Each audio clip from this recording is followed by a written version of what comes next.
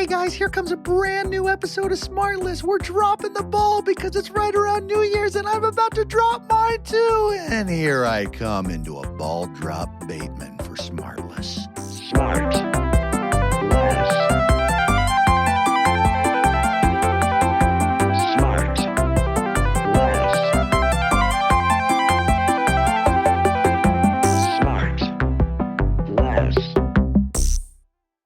Look at you, Will. You're in London. Yeah. London. Oh, is Right? that's a good, do it again. London. London. God. I might Right? need some more. Oh, guys, I can really do it. Will used to have the funniest on your cell phone. Well, years ago, you had the song "London Calling," and every time as your ringtone, and every time it rang, you so stupid. You'd go, "Sorry, guys, that's London Calling." London Calling. Sorry. Oh, It's Will's so... the funniest. He's super so- funny, you guys. Stupid dick. Oh, Sean, are we got a shake going? You a little We, protein shake? Yes, I have. You just come from a birthday party? What's going on? You having a shamrock shake? It's a little early. It's not March yet. Wait, this is what's in here: a banana, coconut milk, an apple, a pear, ice, and just a suggestion of vanilla extract. Just a sneeze of extract? Mm-hmm. Will, what time is it there in London? It is just after 6 p.m. So Yeah. you're Oh, exhausted. so you're winding down. I am exhausted. Yeah, I'm winding down. I've had a long day of writing with Chappie. That's what you're doing over there? You went to London Yeah. to write? Or to learn how to write. Yeah, and that, and maybe watching some cricket, the T20 cricket as well. Wait a second. I Love can't watching do. cricket, yeah. I can't. I've had to deal with you falling in love with English football, Yeah. and pretend to be excited for your new passion. Is it going to be cricket now too? And should we hold a space for rugby? I don't know what That's to a tell lot. you. That's a lot of It is. spaces. I It just is have a baseball. lot. That's all I ask you guys to indulge me with. You know, speaking of baseball, I watched that. Just as an aside, I texted both you guys. I finished that Ken Burns documentary on Muhammad Ali. Muhammad Ali. Yeah. Yeah, I it know. was really incredible. I saw it. I can't wait to watch it. It was really, really good. What a You know, he was a boxer, not a baseball player. You started this with speaking of baseball. But because I remember you got into baseball. Yeah. You said your passion for baseball deepened when you watched the documentary about I baseball get it. that I Ken get it. did. So I was just drawing a line there. Oh. You know, I'm just trying to connect some dots. You know, that's what we do here on SmartLess. I feel like we just connect dots wherever we can. And they're so And, far you know, apart. Speaking of connecting dots, I'm about to connect some dots between myself and our guest today. Our guest today is somebody that I've now worked with, and I just figured out, I guess it's 3 times technically. Not technically, 3 times that we've worked together. He's an incredible director. He's an even better person. He's super interesting. I like him a lot personally, in addition to liking what he does as a director. And he came to directing. Jason, I think that you're really going to enjoy this because as you become, directing becomes a bigger and bigger part of your life. This is somebody that you can talk to about his own evolution as a director. He started as a DP, as a cinematographer, and directed some of the more memorable films in the last 50, 100 years. I almost want to say cult films, but these are huge cultural films. He's the DP on films such as, well, I don't want to get into directing because you'll know exactly who it is. So I'm going to say he was a cinematographer on Miller's Crossing, on Raising Arizona. He started Lord. his first film with Barry them was with Sonnenfeld? Joel and Ethan Coen was Blood Simple, Christ. and then he directed incredible films. Shut up and let's hear him. It's my friend Barry Sonnenfeld. Oh, wow. Hello. Hello, Hi. Barry Sonnenfeld. Oh, my God. Hey, I have a request right off the bat. Yeah. I'd like someone to call me right now on my phone so you can hear my ringtone, which I think is even better than Will's. If you got a second. Sure, somebody in Sure, America yeah. want to I'll do do it that? right Sean, now. you do I it. bet Mike T wants to do it. So Mike T can call me on 778. I'm going to do it right now. Wait. Okay. Unknown caller. Phone. You just answer the phone. Answer it right now. Answer the phone. Barry, where are you? Barry, answer the phone. Okay. Can you name Now answer the phone. who that Barry, is where calling are you? me? Barry, answer the phone. You just answer the phone. Answer it. Who is that? You ready? Is that? Who is that? I lived in Telluride, Colorado for decades. They have an annual film festival. I went to undergraduate school with your friend Ken Burns. Ken was having lunch with Werner Hertz, one of the great voices on the planet. So I went up to Werner and I said, Werner, you're going to record my ringtone. And it took like 30 takes. He kept improvising. I said, no, just say, Barry, answer the phone. And then he went on and on. He'd get into my mother. And so anyway, this ringtone just frightens the hell out of anyone because it's so obnoxious. And I'm so proud of it. Do you leave it on ringer when you're shooting on set? You know, everyone's got to go to vibrate on that. You should leave that one on. It's worth interrupting believe a me, take. I do. It's worth ruining takes just to have Werner's voice up there. Yeah. Oh my God. That's so well, funny. I'm such an enormous fan of yours, Barry. Likewise. I'm so thrilled that I get to ask you questions and hear you for an hour. Thank you so much for joining us. Do you guys know each other, Jason and Sean? Do you guys know Barry at all? I've never met. We've never had the pleasure of meeting. I'm such a big fan. And you know what? I just watched Schmigadoon, and it's so fantastic. What the we hell is laughed Schmigadoon? so hard throughout that whole thing. It was so fucking funny. Well, thank you. First of all, you should know I hate musical theater. I hate musicals. No, it came through in the show. That's why we're friends, Barry. That's why we're friends. It's an 8-part Apple series, half hour each episode, and it's about Cecily Strong and Keegan-Michael Key are having problems with their relationship. They go on this hike together, end up in this magical kingdom, kind of based a little bit on Brigadoon called Schmigadoon, Right. where everyone Breaks into song. sings in musical theater. So there's Alan Cumming, Marty Short. Kristen Chenoweth, Marty Short. It's a great group. Aaron Zveit. So we had all these great musical theater people, and I hated musicals, and I would go to the showrunner every day. I directed them, but Cinco Paul wrote them, and I'd say, do we really need this song? And he would get upset, and then we would shoot it. But That's so funny. Listener, I wish you could see this. Barry has taken his ring light and he's pulled it over. He's created a key side and a fill side. Yeah. It's just, the man's just got visual taste. I just got to say, Jason, you didn't do that. Yeah. I did know. I'm terribly top lit and it's hitting my big fat ball There's nose. a lot wrong. There's really It's a lot just wrong. us. I mean, Jason looks like he's doing, when you've got to insert the shot of the security cam, he looks like he's got that going. I'm There's just literally in no the closet. art. Right, There's he's in the no closet. art to what you're doing. I mean, I built this set. It's beautiful. Wait, so Barry, let's start at the beginning if we can, just for a second, because I want to get into your beginnings in getting into film, and we've talked about it before. I know you've had an interesting path, to say the least, which started with you went to film school, you went to NYU. You grew up in Film school. Graduate film school. Grew up in New York, NYU graduate film school, and then your first foray into filmmaking was in the pornographic world. Is that true? Right. That's not true. Oh, listen, I write about in the book that we used a really bad light for our film light. You should use like a little snooted pinhole camera just to illuminate the insertion area. But we used a 750 watt soft light, which just flooded the thighs, and it was just so wrong, Wait, so This ugly. is fast. I didn't know this about you. Okay, so you get out of film school, and this is pre-video. There were only 35 millimeter cameras and 16. So we were shooting.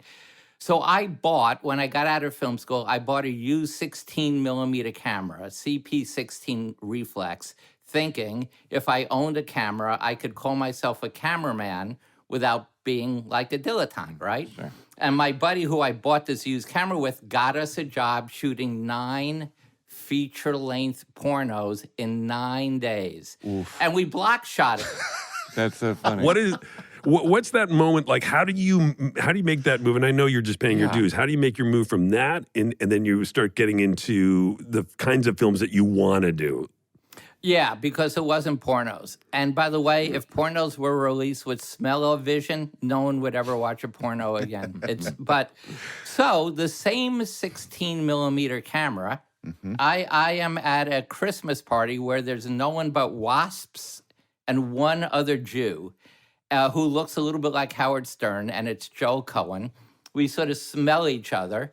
We approach each other, and we start chatting. Wim Wenders' An American Friend had just come out, which was a really great movie, and we were talking about it, and Joel was telling me that he and his brother Ethan had just written Blood Simple, and they were going to shoot a trailer as if it were a finished movie and use that trailer to raise $750,000 to then go to Austin and shoot this feature. And I said to Joel, well, I own a camera. And he said, you're hired. So I shot the trailer for Blood Simple. We loved working together. The trailer looked great. We became friends. Joel, Ethan, and I took a year. We raised the $750,000. And the first day on the set of Blood Simple was the first day that Joel, Ethan, or I had ever been on a feature film. Wow. Joel had never worked his way up, was never, an AD or anything like that. Ethan was a statistical typist at Macy's. He had been a philosophy major at Princeton and didn't want to go back. And this is presaging things. He wrote a letter to Princeton as if he was his parents, saying that Ethan was recently in a terrible chipper accident and lost his arms and legs and was too embarrassed to return to Princeton. So he literally dropped out without telling his parents. So we raised the money for Blood Simple, and the first day on the set of that movie was the first day any of us had ever been on a movie set. Do you remember what the first scene was that you guys shot? Oh, wow. I can remember almost every scene of that movie. Oh, wow. That's a really good question. I was a terrible camera operator, just awful. Oh, so you were operating and DPing? Yeah, because we couldn't afford, and this is pre any sort of video tap. Yeah. So they never could see my framing, and because that would have been good, because they would have said, hey, all the dolly track is in that shot. Should you just tilt up a little? So, with them not having any video assist and them being so known for their precision and the specificity of their composition, I'm sure you'll be delicate and political here, but tell us, to the extent you're comfortable, what the ratio was of you kind of informing their taste with that, since they had to be obviously so trusting of you. They couldn't see anything until dailies the next day. Did you help them kind of learn what they're known for today? Well, it's funny when you say there was no video assist and how much was I involved. There's literally a scene. And video assist, by the way, Tracy, is the ability for people other than the cameraman to see what the camera is seeing. It's a monitor, it's a tap, so you can see what the camera's seeing. Which is now we take for granted. Anytime you shoot a film or a television program, the cameras are pointed at whatever they're shooting the scene, and then everybody can watch on these monitors, effectively watching on a TV what the camera is shooting. Yeah. Before I answer that question, Jason, I've got some directing advice for you, and maybe you do this already. I believe that you should direct only from the camera and not from Video Village. Old school, just sitting on an Apple box under the mat box, right? Under the mat box, because then right away first of all, the actors know you're there, you're present, and you're the audience. You can immediately go in and say, no, talk faster, which is the only thing you ever have to say to an actor. And Will can tell you that. And wait, Barry, can I tell him? And Barry has he's got a saddle that is kind of on wheels that he sits on instead of a chair, and he can wheel. This is true, and he wheels around the set, and he's right next to the camera, and then he can wheel over here, and then they'll sort of keep rolling or cut, and he'll wheel over to you and say faster. Sometimes he'll just say funnier. He'll say flatter. Faster, flatter. Never funnier. You never want the actors to act funnier. You just want them to act real, and if the scene is funny, then you'll be funny. But in any case, the other thing is, I think if you're at Video Village, you start to get lazy and you start to yell, one more. And you never need one more without changing something, or you don't need one more. So anyway, back to the Coen brothers answer. The truth is, Joel, Ethan, and I spent 6 months designing every shot. Okay. We had floor plans, we had shot lists, we had storyboard, little storyboards. So we taught each other how to do that stuff, and we have a very similar style. Since I've become a director and they've used other cameramen, They're just not as good visually, but that's just because they've started to pan. I never let them pan. I think panning is the laziest thing you could ever do. Never pan, always track. But panning is just like, either let them leave frame and come back in, or track with them. So I remember being at the premiere of, what's that Scorsese movie with Daniel Day-Lewis, Gangs of New York? Was that what? Yeah. And Joel, Ethan, and I were at the premiere, and the movie ended, and Ethan turned to me and said, "Why was that movie so bad?" And I said, "Too much panning." So The camera just moves left to right, and then you left to right or in and out. Let me ask you, Barry. So you did so much storyboarding and planning out, and you had all this stuff, all this preparation. What was that like when you would do all that preparation and then you'd get there on the day and things would be different because actors have different interpretations or whatever? As much as you want to kind of get them into an area that sort of fix this preconceived notions that you have of the scene, once it starts changing, what is that like as a cinematographer, but more importantly as a director, when you've done all that planning and things change? Is that frustrating to you, or do you enjoy it? I don't let things change. I knew you were going to say that. Next question. Truly, you design this thing and you need the actor to be looking out the window so you can rack focus and see the cavalry coming. And the actor says, "I wouldn't look at the window. I would be looking at the person I'm angry at." Then you have to say, "Just look out the window." Yeah. I know it's horrible. There's nothing worse than designing all this stuff and then having to change it, so I just don't change it. I mean, I was working with Will, and Will kept saying, "I have a broken leg, I can't do this." And I said, "Just do it." Yeah, you can do it. So I was about to say this. So a couple years ago, Barry asked me to do Lemony Snicket and come up to Vancouver for a week with Colby Smulders, and I was really excited to go. And then I hurt my knee and I had to have knee surgery. So I called Barry up and I said, "Listen, I'm not going to be able to come up. I got to get knee surgery next week, and then you want me to start the next week, and there's no way I will have had MCL surgery." And Barry said, "Well, you got to come." And I said, no, I don't think you hear what I'm saying. Like, I'm having knee surgery and I can't do it. He says, "Well, you got to figure it out. You got to come." He says, here's where you're going to contradict yourself. You said, I'll change all your blocking so that you're sitting all the time. Right. And I went like, "God damn it. God, he's making it too easy for me." Like and I love the guy. So I'm like, what am I going to? So I finally relented and I said, "Okay, I'll do it." And I can't believe that I did, because I was really in pain and my knee was very swollen. Here's the best part. I get up to Vancouver. I have to go through the airport in a wheelchair, and my legs all swollen up. I get there 6 a.m. the next day on set, banging on my trailer. Barry comes in. First thing, before he even says hello, he goes, "You should have asked me. I would have told you not to have surgery on your knee." And I'm in pain. I'm in pain. I'm there for him, and he's berating me for having knee surgery. And we will be right back. SmartLess is supported by Viore Clothing. Viore is a fresh perspective on performance apparel. Everything is designed to work out in, but doesn't look or feel like it. I want to talk about Viore Clothing in a way. Yeah, bring it up. Okay, yeah. No. I love Viore. Yeah. You see, I felt really hamstrung, and now I can talk about Viore Clothing. That's right. And how great the workout stuff is. I wear them all the time. I wear the shorts almost every day.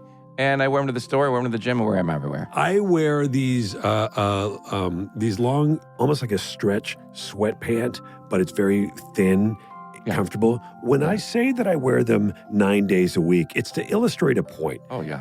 Because there obviously aren't 9 days in a week. I've seen you. Not in our calendar. But for me, there's something that I love to wear every day. And then I remember seeing a friend of ours who can be only termed as a very, very shiny name in floodlights.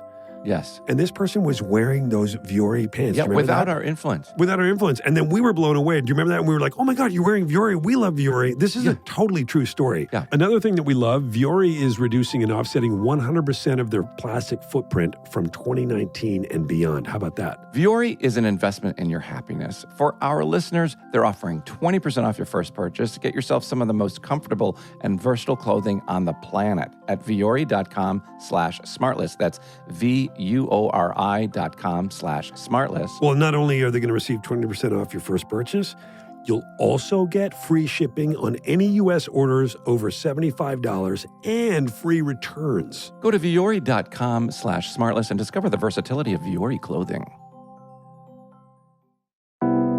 SmartLess is supported by Helix, and you guys have heard us talk about our Helix mattresses. We absolutely love them, so much so that we all just upped our Helix game and got some more mattresses. Yeah. Okay, when we first got our Helix mattress like 18 months ago, I was like, this is a great mattress. And I was talking about it a lot, and we've done these ads, and so like, okay, yeah, I get it, you love it, blah, blah, blah. I just got another one. It just reminded me how great they are compared to the one that I tossed out that was craptastic. It might have had rats in it, but the point is, this Helix mattress was so, like, instantly slept better and felt better. I mean, why would you buy a mattress that's made for someone else? With Helix, you're getting a mattress that you know will be perfect for the way you sleep. Just go to helixsleep.com/smartless, take the quiz, order the mattress that you're matched to, and the mattress comes right to your door, shipped for free, and you don't ever need to go to a mattress store again. Helix even offers exclusive discounts for students, teachers, military, and first responders. Plus, they have a 10-year warranty, and you get to try it out for 100 nights risk-free. Now, it doesn't mean that those nights won't have other risks, because we can't control the universe. But with regards to actually buying the mattress, you have 100 nights to try it. So Helix is offering up to $200 off all mattress orders and 2 free pillows for our listeners at helixsleep.com/smartless.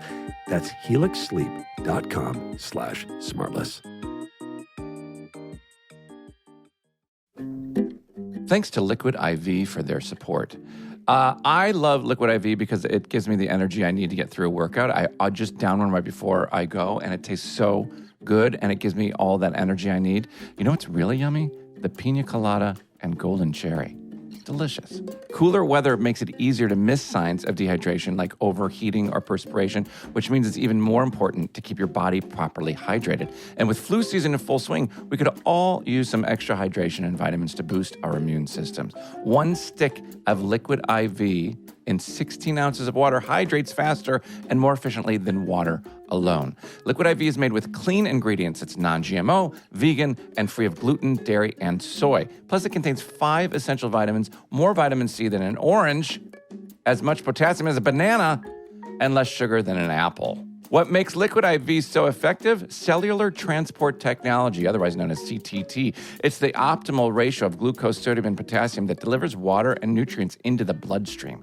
Liquid IV is on a mission to change the world. The company is donating 4 million savings in response to COVID-19.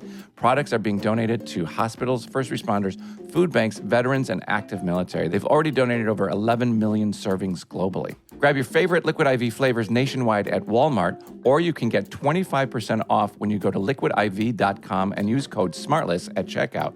That's 25% off anything you order when you get better hydration today using promo code SMARTLESS at liquidiv.com. And now, back to the show. Let me ask you something. You've done so many different kinds of projects, and brilliantly, what draws you to one and not another? Like, is there a recipe that you look for, or what is it? Yeah, I'm a really big fan of world building. So whether it's Pushing Daisies or Men in Black or Addams Family or a series of unfortunate events, there's something sort of quirky and off about all that stuff. It's not, it's both real and not quite real. I also really only want to do comedies. I mean, there are a couple of things I tried to do that weren't comedies, but I never could get them made. But so I like comedies, but I like world building. So everything's sort of, and quirkiness a little bit. Yeah. So that's what I look for. I could never do a legal drama, episode 7 of a legal drama. Yeah, I get Right. it. And you like style too, like, Get Shorty was very stylized, very stylistic. Like it was a very, which was a huge hit. And I think it was one of those films that really got people's attention when it came that was a out. great film. It was such a great film. And thanks. Travolta was just making his comeback, right? I mean, at that time. Yeah, I cast him right before Pulp Fiction came out. So Pulp Fiction really started him again, and then Get Shorty helped. It took us 7 years to get that made. DeVito and I were pitching that show for 7 years. No one wanted to make it. There had never been a successful Elmore Leonard movie based on his novels, and no one wanted to make an inside Hollywood thing. So that's an example of how wrong Hollywood can be sometimes. Yeah. With stuff that with the world building, obviously it demands that there's a coalition of multiple departments, inside the production design and the cinematography, obviously the music and the performance, all to manage this unique tone that you're trying to deliver to the audience, both in a visual way and in an emotional way. Is there a favorite department that you like to deal with? Yeah, the least favorite is the camera department. First of all, when I was a cameraman, I hated my department. I always thought they were whining and complaining, and the camera's so heavy. I only ate and hung out with the grips and electrics, because they're like manly men who like carry things and don't complain. Them and the PAs are the hardest workers on set. Yeah, I hated my own department, and now as a director, for me it starts with production design, and that's usually Bo Welch, who did our 3 things years on a series. I love Bo Welch. I did Cat in the Hat with him. He was fantastic. Yeah, Bo directed that and had just a terrible time, as you know. But tough time with the actors, is what I heard. Yeah, I think there was a lot of pushback from a lot of whiny talk about a department I that wouldn't sucks. look out the window. I'd look at the person I'm. Yeah. My character wouldn't even have a window. I hate hats. yeah, Barry, has there been people that you've kind of got into a heated discussion with, but you ended up really kind of admiring that, afterwards? Is there somebody? No, I'm going to answer for Barry. No. There's No. Yeah. I had a run-in with Tom Sizemore on Big Trouble. He wanted to be in a comedy, and I said, all right, I'll hire you under 2 conditions. You have to do whatever I tell you to do, and you're not allowed to hit me. And he agreed to those. He agreed to those notes. And on the first day of shooting Big Trouble, I called him into my camper at the end of the day, and I said, I've got to fire you. And he said, why? I said, and you can't hit me. And he said, well, maybe. And then I said, here's the problem. You're trying to be funny. What's that tick? What's that limp? And he said, well, it's a comedy. I said, just play the scene. The scene is funny. Don't you be funny. Right. Wait, Jason, can I see your pants again? Oh yeah, these are pajamas. Yeah. Yeah, I ones he thought wears all that. the time. I just... They are pajamas. Jason has hit such a level of fuck it. He gave up so long ago, and it's so embarrassing. And as his friend, it's worrying to watch him go down and deteriorate so quickly. Sorry, go ahead, Sean. I just wanted kind of along these lines, but go ahead. Yeah, I was just going to say, because I've never met you, and I'm such a huge fan of your work. What I'm hearing is you have a very specific process. And me as an actor listening to you, is there a middle ground? Do you enjoy working with actors, or is it really just like, this is how this should go? Everybody just show up, stand where you're supposed to stand, wear what you're supposed to wear, and say what you're supposed to say? It really depends on the script and the actors. If there are certain actors that are really smart and the script isn't, like on Get Shorty, I didn't let anyone change a word. Travolta would say, can I say can't instead of cannot? And I would go, no, it's got to be cannot. It's got to be really specific. And then there are other times when you're working with Will and the scene's no good, you say, Will, what do you got? So there's a little bit of that. And then I've learned Will to Smith. love actors. Will Smith. You mean Will Smith? Will Smith. Yeah. No, Let's be clear. or Will Arnett. Anyone Let's be named clear. Will. Let's be clear. Will Arnett is, you put a 21 millimeter lens in front of Will, and no matter what he says, and it could be literally Meryl Streep's speech from Sophie's Choice, and somehow it's going to be hilarious. Yeah, absolutely. Absolutely. Speaking of those 21-inch lens, so I remember Barry telling me once that when we were doing Lemony Snicket that he had our friend Don Johnson on there, and Don's asked you what kind of lens he heard you say to the DP, put a 21 on, and he said, hold up. He says, you're not shooting me with a 21. Right, yeah.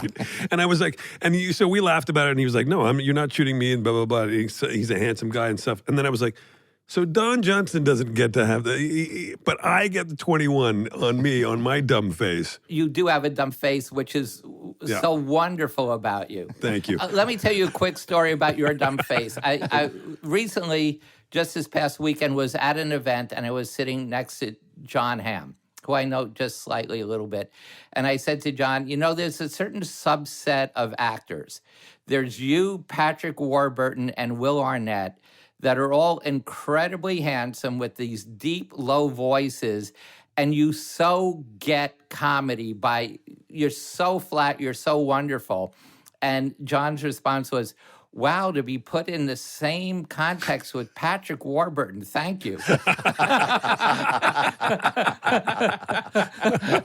I thought I should share that with you, Will. I thought that was good. Listen, I'm happy to avoid the hit, and I know him, so I would have texted him immediately. But I will say that you do have such a I love how specific you are with your I don't know, your concepts and your theories on comedy and on filmmaking and all that stuff. I've always loved that. That's neither here nor there. I just kind of wanted to say that. I've always enjoyed that about you, because it does, when you get on set and you have, and we'll have a brief conversation, because anytime I ask you a question, you've always got an answer for it, which is great. And then you go, as an actor, you go, oh, okay, well, that makes sense. And then you go ahead and do it. Right. It should also be noted, the footnote on that having surgery story was, about 10 days after my surgery, the first time I walked without crutches, I walked on camera for Barry using this cane that was made for me by the prop department.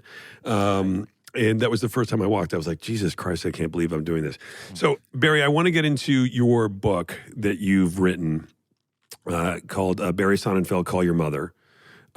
Which is a great title, and it's actually a quote from. Is it a quote from a concert you were at? Is that what happened? Is that where the title came from? Yeah. So I'm 17 years old, 19,600 people, Madison Square Garden, 2:20 in the morning. That's important that it was 2:20. Jimi Hendrix warming up for the second time. It was the first piece concert. There had been Peter, Paul, and Mary, and all these other groups. And at 2:20 in the morning, while Jimi Hendrix is warming up over the PA system at Madison Square Garden, comes the announcement, Barry Sonnenfeld, call your mother. Good Lord. Here's what happened. So first of all, I started to cry because I knew my father was dead, because how else you convince anyone? So I start to cry. I stand up. So that I announce to my section of blue seats at the Garden that I am Barry Sonnenfeld by standing up. So now the Garden chant of Barry, Barry starts to sort of envelop the upper part of the Garden. I get to the payphone, call my mother weeping uncontrollably. Mom, who died? My mother says, I thought you died. You said you would be home at 2. It's 2:20. I said, right, but didn't they tell you the concert was still going on? Yes, but they couldn't guarantee you were there. Oh, my God. So she also said if I went away to sleepaway school, others call it college, she would commit suicide. So I spent 3 years living at home in Washington Heights, attending NYU Uptown in the Bronx. And then when I was going to be a senior, I transferred to Hampshire College, where I met Ken Burns, thinking, I go away to college and my mother commits suicide, 2 birds, 1 stone. And then she totally reneges and doesn't commit suicide. Could never count on her. No, it's tough to count on people. No, you just... So Dad was not dead then, right? Dad was just worried with Mom? Dad was having his multiple affairs. Right. So was rarely home until later in the night, when he would always open up a container of Breakstone sour cream and either put bananas and brown sugar or cucumbers in it. And that was his second dinner after he had dinner with whatever woman he was having sex with at the time. Wow. And who could blame him? I wanted to pick your brain about electronics, consumer products, because I've really enjoyed your reviews of those on your many Letterman appearances. Right. Is there something we should really be keeping our eye on right now that you're super fond of? For 10 years, I had this column in Esquire magazine called The Digital Man, and it would review things all the time. And now I'm so sick of it. I just ordered the iPhone 13, but because I have an 11 and it's cracked. But I don't know. Maybe a drone. I mean, does anyone use still drones. cameras anymore? Does Well, wasn't it Annie Leibovitz that said when somebody asked her, if I was going to buy a camera, what would be the best camera to buy? And she said, just get an iPhone. Those cameras are incredible. And now on the 13, the video now has that shallow depth of field that the portrait mode on the still camera has. So you can shoot video with a real shallow depth of field, which is nice. It looks really good. It's called cinematic. I like lots of depth of field. That's where the 21 comes in. But yeah, it does let you do that. I mean, you direct with longer lenses than I do, but your stuff isn't comedy. But even when we go wider, we shoot wide open because I like that shallower stuff. But so you can see everything in the way that you light and the stop you work at. Yeah. Yes, and I'll say one thing. That's why I track so much, because I shoot with these wide-angle lenses, so everything's in focus, so you have to tell the audience where to look. Mm-hmm. So I do that by moving, tracking in often. And I also center punch. Yeah. I center punch everything, and it drives all the camera operators I work with crazy, and then over time they get used to it. What is your thought on in comedy on keeping multiple characters in the same frame and or using coverage in comedy? Because I think it's become this thing increasingly over the years where you're constantly cutting to a single. And for me, it takes me out of it completely. And I had this argument on the set with the director recently on this thing we were doing, this sort of improv show that we've got coming out on Netflix. And I was saying, I really want to make sure to, as much as we can, see these characters in the same frame reacting off each other, because that's the funniest, right? Well, Will, why would you not hire me to direct that? Because I would think that you're too busy and you're a big shot and you live in Canada.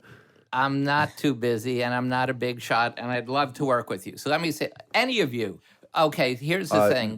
That goes double for me. Okay, well, send me That's something. triple for me. Okay, Sean wins. Yeah. Comedy plays out in two-shot and masters. I think close-ups are the enemy of comedy. Of I think cutting to the punchline is the enemy of the comedy. And that's why I have actors talk fast. Because by talking fast and pacing it up, there's nothing lazier than trying to create pace in post-production. Create pace on the set. Yeah. And by creating pace on the set, you get to play scenes out in two shots. I mean, Sean, look at Schmigadoon. There are very few close-ups, and all the dance numbers, you see people from head to toe. Well, I was going to say, comedy aside, even in choreography, and it speaks to Schmigadoon, even choreography, I hate when they cut in on choreography, too. It's like, no, they're all dancing at the same time. I want to see what everybody's doing at the same time. Absolutely. Yeah. You look at Preston Sturgis or Howard Hawks' comedy. You look at Bringing Up Baby. You have Katharine Hepburn calling Cary Grant Mr. Bones, and that's not his name. You have Cary Grant in her aunt's bathrobe trying to butt in, and it only plays out because you play out in the master. You see action and reaction in the same shot. And the other thing that goes with that, Will, is that you never want two funny people in your scene. You need Jerry Lewis and Dean Martin. You need George Burns and Gracie Allen. And at the start of Men in Black, Tommy Lee Jones kept trying to be funny. Mm-hmm. And I kept saying, Tommy, government issue, no comedy, totally flat. You don't think this is funny. And he had never been in a comedy before and hated me for 20 weeks.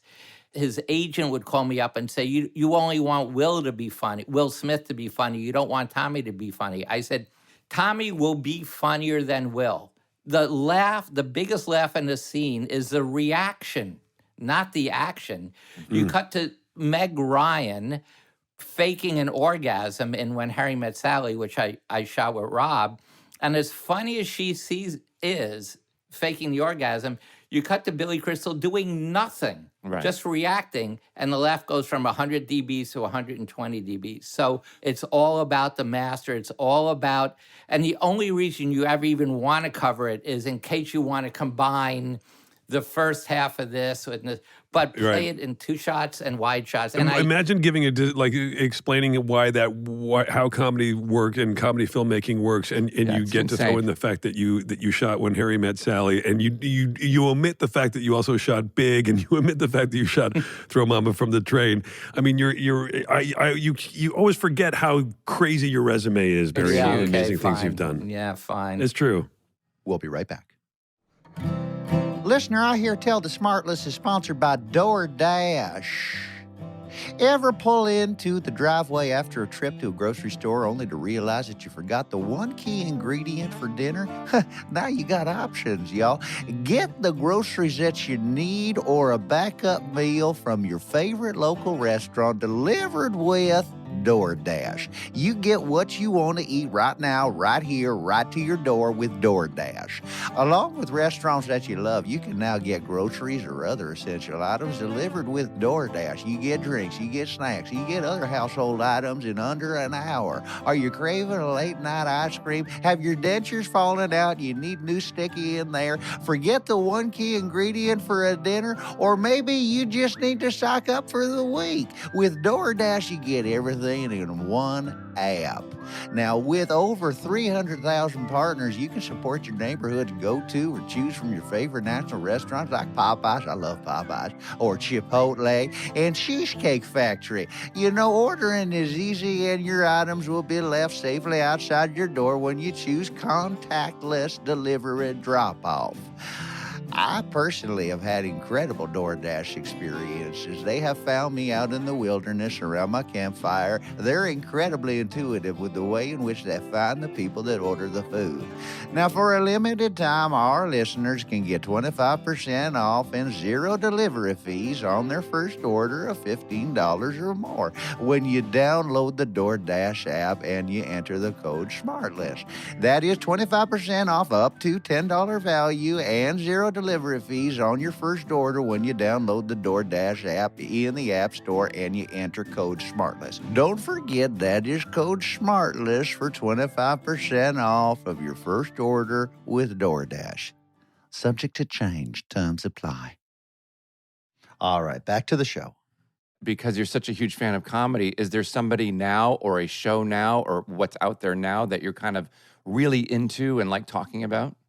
Well, it's funny. I mean, I love Jojo Rabbit. I thought that was, me I mean, too. that's why. And the genius of Jojo Rabbit is that you can laugh at Hitler because he exists only in the kid's mind. So Right. there is no actual Hitler, you know. Well, and also he was a buffoon. Yeah. Yeah. So I love Jojo Rabbit. Sweetie and I have been watching The Bureau. I don't know if you guys have seen that. Oh, yeah. Which is not funny, but every one of Not those at all. actors are so real, and I don't understand it. Jason, I was telling you about it. The Matthew Kasovitz is the lead in it. He's a great director in his own right, and he directed La Haine, Hate, back in the 90s, but he's a great actor. He was in Amélie. That second or third season, the last episode is the first, I think it's the only episode of television where I would legitimately sat on the edge of my sofa being like, what is going on? It was so gripping. What is that, on Netflix? No, you have to buy it on iTunes, so it's going to cost you $20 a year, but it's worth it. worth it. So, I don't see a lot of comedy that I like because so much of comedy is now this sort of improv stuff where they shoot with 3 or 4 cameras, and you see part of someone's nose, and it's done through improv, and I'm not that guy. Yeah, well, because it's so hard to construct it in the first place, and so it's much easier to just make commentary on it. And there's a lot of like veneer of funny out there, which without actual jokes, and because the hardest thing to do is write good jokes. Barry, I want to ask you a little bit, because Sean, you had kind of touched on it, this idea of like, who, moments that you had things or you didn't get along with people or you didn't. Yeah. One of the things that struck me when you came into my trailer that day up in Vancouver and you told me that I should have had my knee surgery, you talked to me a little bit about this moment that you had when you were experiencing, and you mentioned you had sciatica, when you'd had a lot of sort of physical pain in that moment that you kind of got over that. And it really impacted me that morning when you told me this story. Maybe you could tell these guys a little bit about that. You mean how I lost my pain on Men in Black 3 by yelling at someone? Was that the one? Yeah. Yeah, that's one. So I used to yell, and I'll be specific. There was a scene in the first Men in Black where Will Smith and Tommy Lee Jones arrive at headquarters for the first time and come down that elevator, and we pull back from them and we reveal sort of the terminal. You know, Bo Welsh designed it, and we designed it as if it's an airplane terminal. It's where aliens come in and get booked and all that. And I said to the special effects crew, look, I don't want Tommy to yell at me. I got yelled at by him and Gene Hackman so often. Gene Hackman I just don't want to be yelled at. What time do you guys need to get here to make sure that elevator is going to be working tomorrow morning? Oh, boss, what time are they going to be ready? They'll be ready at 10 a.m. Oh, 8 is good. I said, let's make it 4 a.m. Get here at 4. They said, no, 8. We'll be ready. We'll be ready. I said, don't worry about overtime. Take as much time as you. Oh, well, 8's good. So, of course, they're not ready. It's 10, it's 11. And I yell in front of the whole crew, guys, I gave you as much time as you want. I begged you. And I'm yelling, right? And Sweetie, my wife, Sweetie, turns to me and says, they felt bad before you yelled at them. They knew they screwed up. But now by you yelling at them, they get to feel that you're the asshole instead of them screwing up. So in 1997, I stopped ever yelling at anyone again. And for the last 30 years, I have profound sciatica. Because sciatica is brought on by unconscious narcissistic rage. You're keeping your anger inside of you instead of expressing it because you fear that if you express your anger, you're going to hurt someone you love or you'll get fired or whatever. In fact, I've cured both my wife and David Koepp's wife. David Koepp is a great screenwriter of sciatica by just explaining this to them and suggesting they need to yell at their partner and they'll get over sciatica. But I don't want to yell at Sweetie. I don't want to yell at anyone anymore. So I have terrible sciatica. My sciatica on Men in Black 3 is so horrible because I so didn't get along with the producers and Sony was not being supportive of me. And we only shot the first third because we didn't have the rest of the script. And I kept saying, how can I have comedy callbacks if I don't know what the second and third acts are? Right. I got to set up some stuff in the first act that's going to pay off in the third act, but I don't know what that third act is. So I'm crawling up to Emma Thompson to give her direction. And Emma says, oh, your back's so bad. You should see a physical therapist. And I said, no, unconscious narcissistic rage. And she says, oh, are you a patient of Dr. Sarno also? Because she has unconscious narcissistic rage. So the same back doctor. Okay, so now it's Christmas break. I want to hire David Koepp to come in and fix our script. The producers don't want to. I'm on the phone with the producers and Amy Pascal and Doug Belgrad, formerly of Sony. And the producer says to me, because he doesn't want to hire David Koepp, because Koepp will only do it if he only has to work with me and not these producers. And the punchline is going to be from Dr. Strangelove, just so you're prepared. The producer says to me, let's face it, Barry, the last 10 years of your life have been a professional and personal failure. Jesus. So I say to him, fuck you, Walter. Fuck you. Fuck all of you. And I hang up and I leave, but I screamed it. And I leave the room and I walk downstairs to my wife. And just like the end of Dr. Strangelove, I said to Sweetie, I can walk. My sciatica had all gone away, and I could literally walk, and I had no pain because I expressed that anger. It lasted a couple weeks, and of course, then it came back again. But for 2 weeks, because I screamed at this person, my sciatica had totally gone away instantly. So Barry tells me that story, and I'm lying in this trailer with fucking ice all over my knee, and I'm like, okay, well, that who am I mad at? I don't listen. I'm happy to yell "F you" to somebody. I just don't know who it is. Try it, Barry. So you've written this book, Barry Sonnenfeld, Call Your Mother. What was that? What was the impetus for that? What was your? Because you've done so many other things, and you're like, wow, I'm just going to write a book. Like, how did that come about? So decades ago, or 15 years ago, I wrote down, I was bored, so I wrote the porn chapter, which we talked about. And I just put it away. And then one weekend, I gave it to my wife, who used to be an editor. I said, hey, sweetie, read this. We were in bed. And there's nothing I enjoy more in life than making my wife laugh. I love that, yeah. I just love that. And she was reading this in bed, shaking the bed, and we weren't having sex or anything, shaking the bed with laughter. And she said, it's great. It's just great. I said, great, put it away. Years go by. David Granger, who was the editor-in-chief of Esquire, had left and become a literary agent. He calls me up and he says, hey, do you have a book in you? And I said, yeah, well, read this chapter. He reads a chapter. He says, give me 2 more. I write 2 more chapters, one about my plane crash in Van Nuys Airport where the crew abandoned me on the plane. And Barry Sonnenfeld, Call Your Mother, that episode. I give him these 3 chapters, and we go out to 6 publishers, and all 6 say, yes, as long as you write it, because, I have a specific tone, and I have lots of asides. And I loved it. I would write 40 pages a day. I cut out 40% of the book just because I like short movies and short books, but it was a piece of cake because I'm writing about myself. I'm Jewish and an only child. What could be better?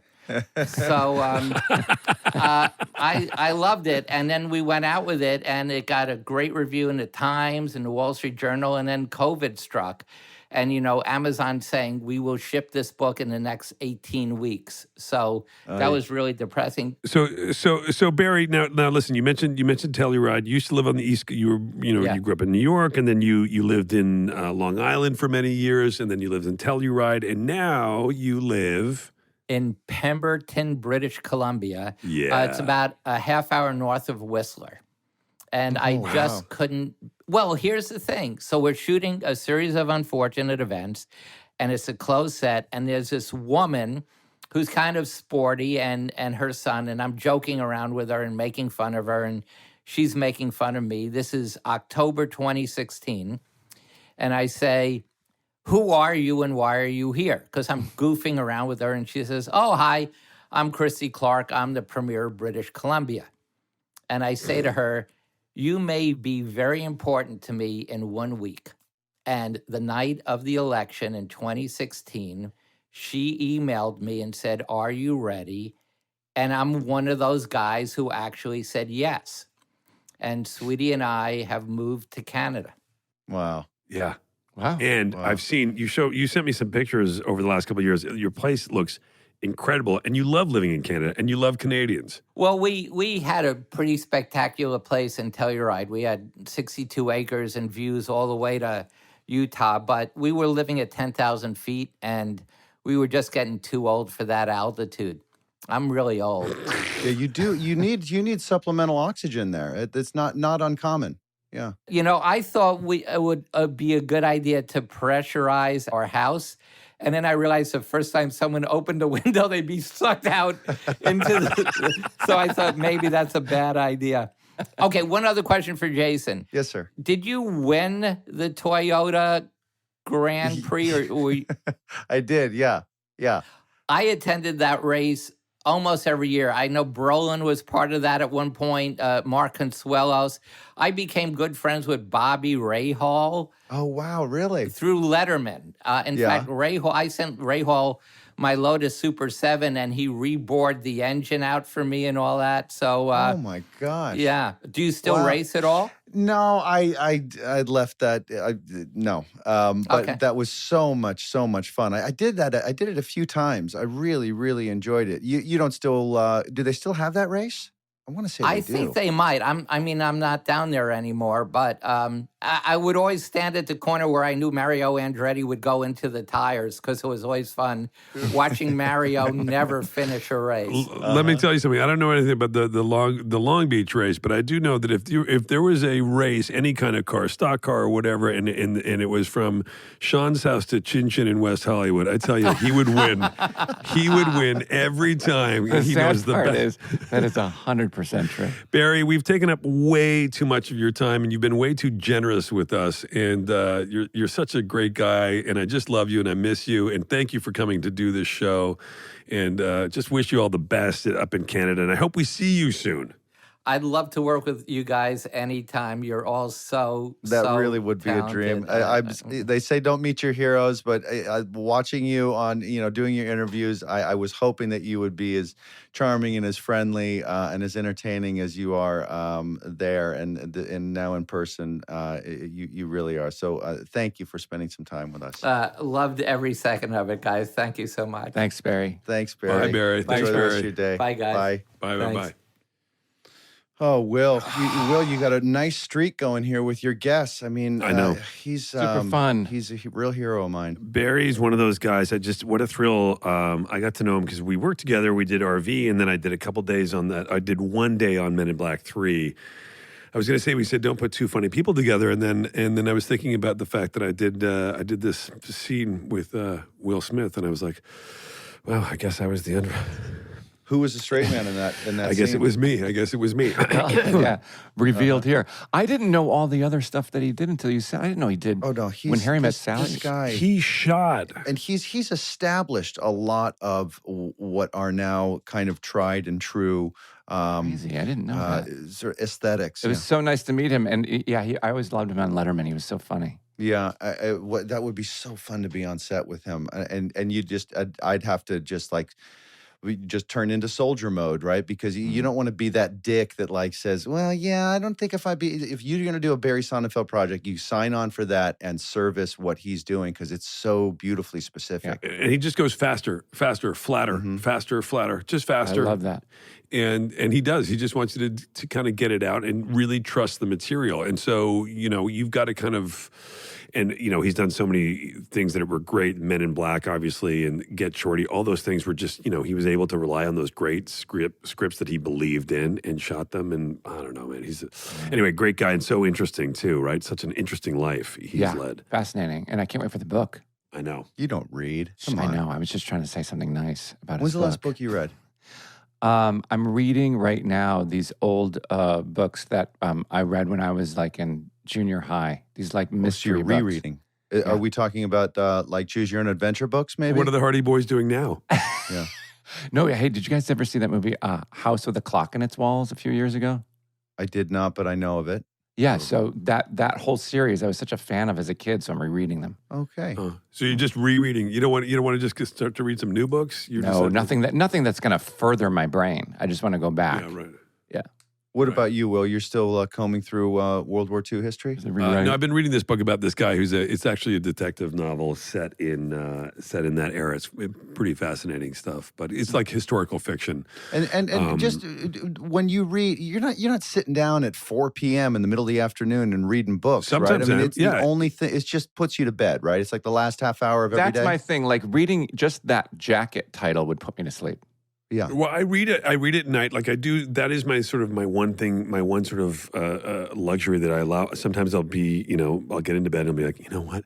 I'm just going to read for an extra half hour tonight. And like, I'm just being so naughty. Let me ask you a question. When you're sharing a bed with someone, do you read before you go for the nookie, or do you read after as like a treat? The nookie. How does it go for the nookie? Okay, Boomer.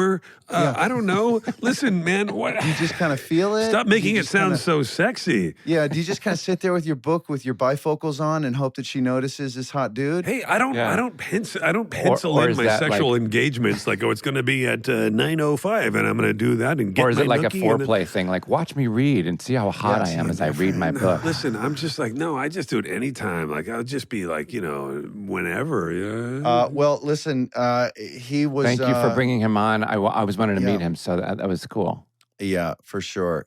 Maybe the three of us can do a little project with him. Wouldn't it be funny? He would be so fun, and he's such a great, engaging guy. I'll get emails from him at the weirdest times where he'll be like, I just heard a Reese's commercial after GMC. The last GMC, it doesn't really sound like you. What were you doing that day? And I'm like, I don't know.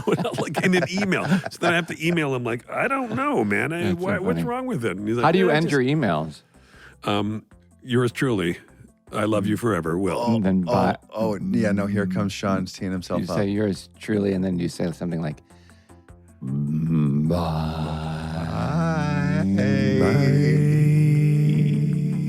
Smart.